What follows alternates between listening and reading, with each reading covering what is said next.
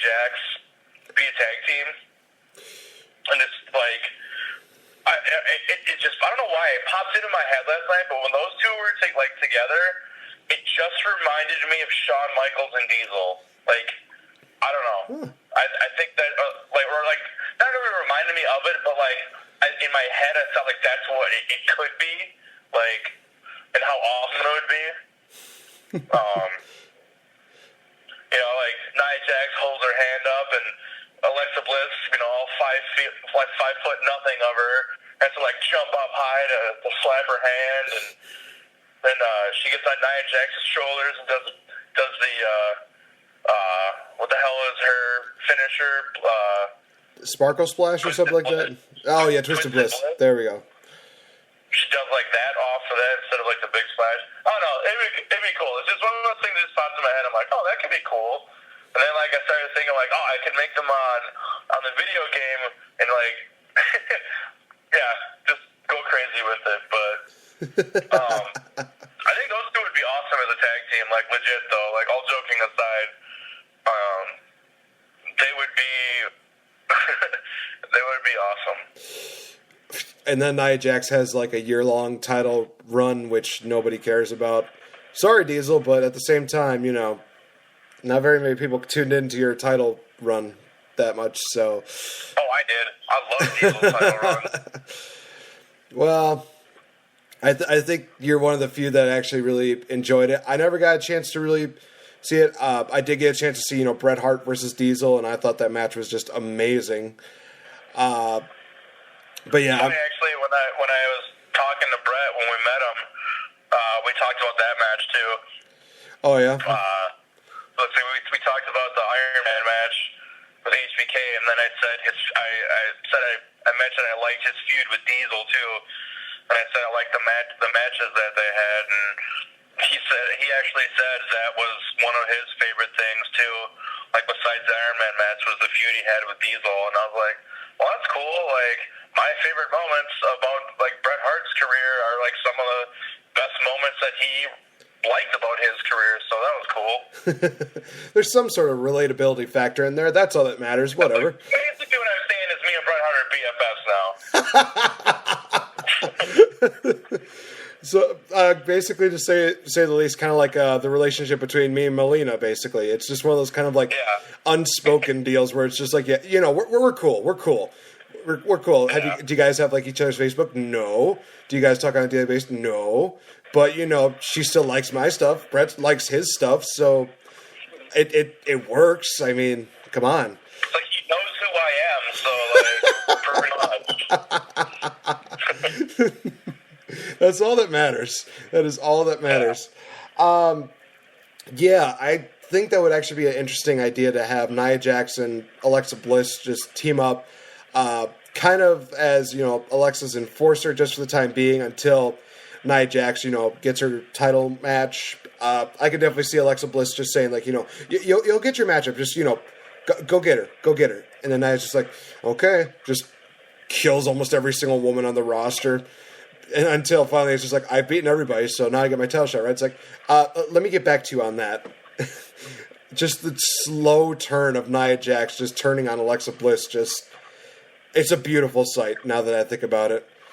That would just be amazing.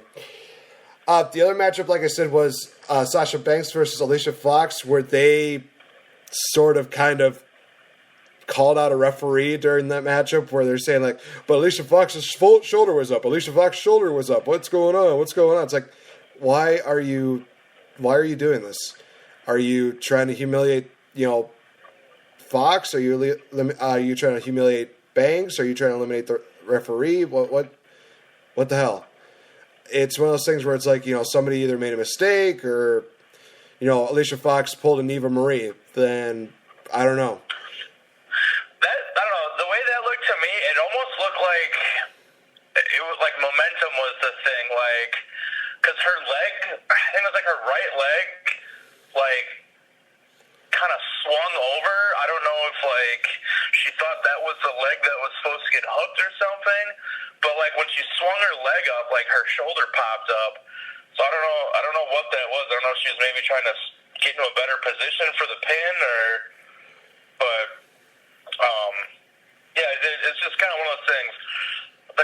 crowd though, this is what I want to talk about for that match. The crowd was not in that match whatsoever.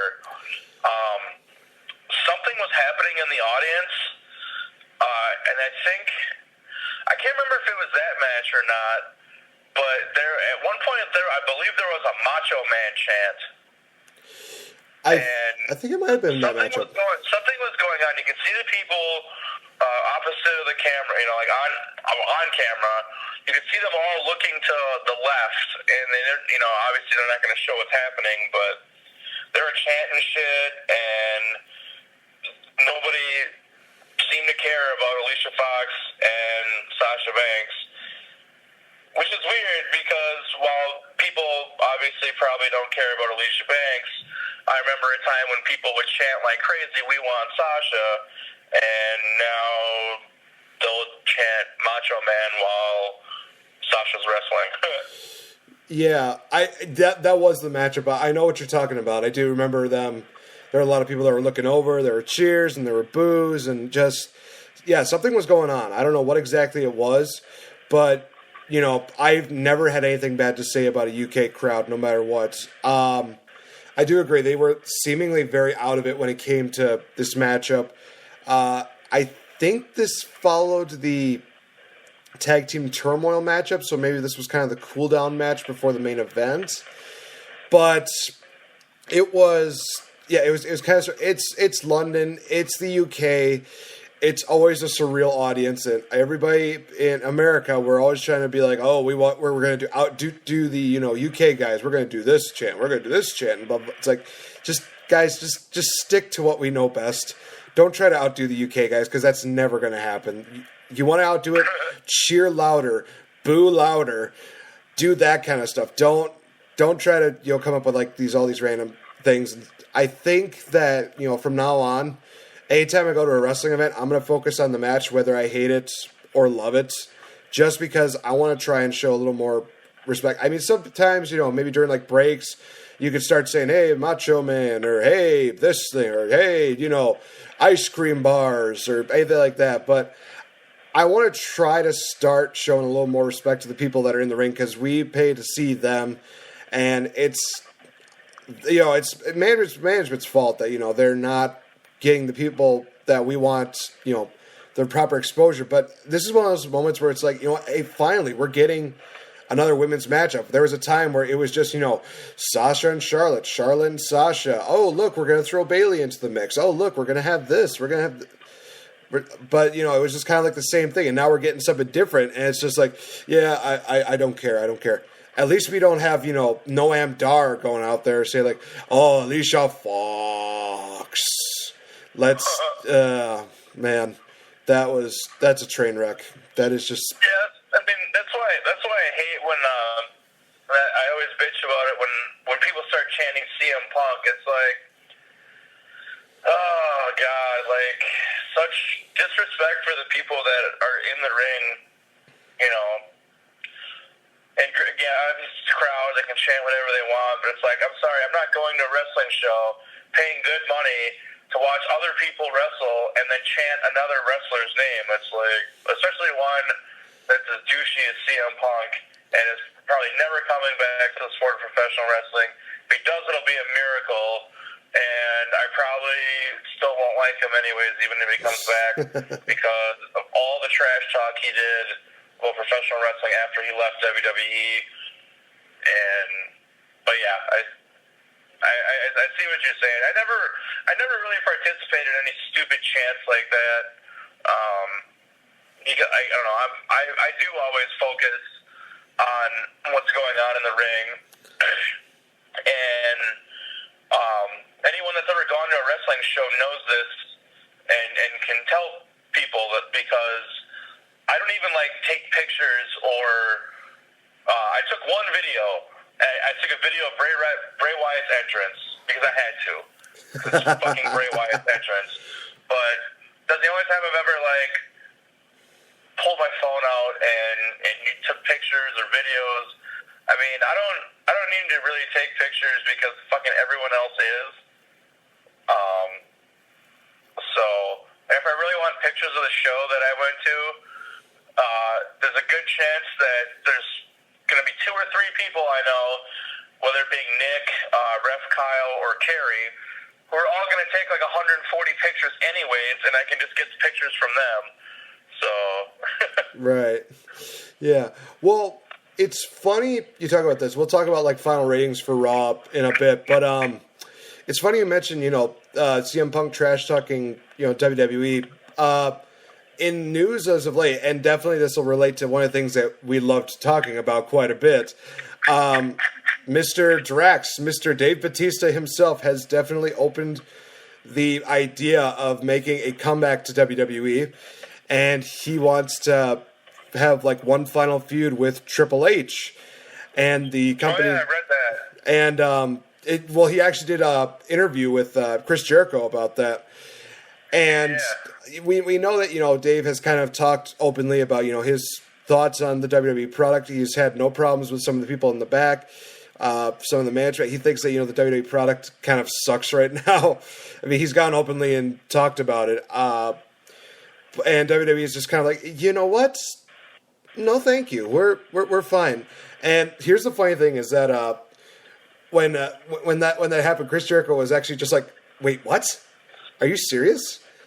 You're becoming like one of the biggest stars in Hollywood right now, and they don't want to capitalize on that." I'm kind of surprised by that. And it's one of those things where it's like, he does make a point because, with the Guardians of the Galaxy and Guardians of the Galaxy Volume 2, he is definitely getting high up there. Some people have actually said that he is doing better than what The Rock has been doing in Hollywood. Rock is, I think, kind of doing a lot more just... I wouldn't go that far. Well, hold on. Let me finish my thought before you go, great. Because here's the thing, is that Batista's kind of starting off in the same direction as The Rock, where he's just taking certain roles and kind of, taking more serious deals. Like, he did the whole Guardians of the Galaxy. He did one of the villains in the James Bond movie, Spectre, and apparently he's going to probably do that again. He did a little bit of independent deals, and I know with The Rock nowadays, he's kind of just doing a lot of random comedy roles and doing the Fast and Furious deal. Now he's going to be a part of the whole Baywatch deal with Zac Efron. It's one of those things where it's like, well, nowadays I can see why people are saying that, because it seems like Rock is taking more random roles than just certain roles. But, if you look at, the span of Rock's movie career, there's no touching The Rock when it comes down to it. Batista hasn't really made a dent in what The Rock has done to Hollywood. So, in all fairness, I think... Batista's done some other stuff, too. Like, I think he was in Riddick. He was in a couple of, like straight-to-DVD movies. He was in some kickboxing or that kind of fighting movie. He was in a movie with Rob Van Dam that was on Netflix. The other one I was talking about too, like the fighting one, is on Netflix too. So he's definitely got some random roles out there. His biggest gig is Guardians of the Galaxy with Drax, which he's crushing it, by the way. He was hilarious in Guardians of the Galaxy and Volume 2. Volume 2, they gave him a lot more speaking roles because I think they found out, okay, I think we got something here. But as far as people comparing him to The Rock, he's got a ways to go. I mean, Rock's had some pretty steady roles. He had his Scorpion King gig. He did a couple movies with that. I think it was like Mummy Returns and then The Scorpion King. Obviously, with the Fast and the Furious movies, that movie franchise has bumped up so much since he joined. He's got some random stuff out there.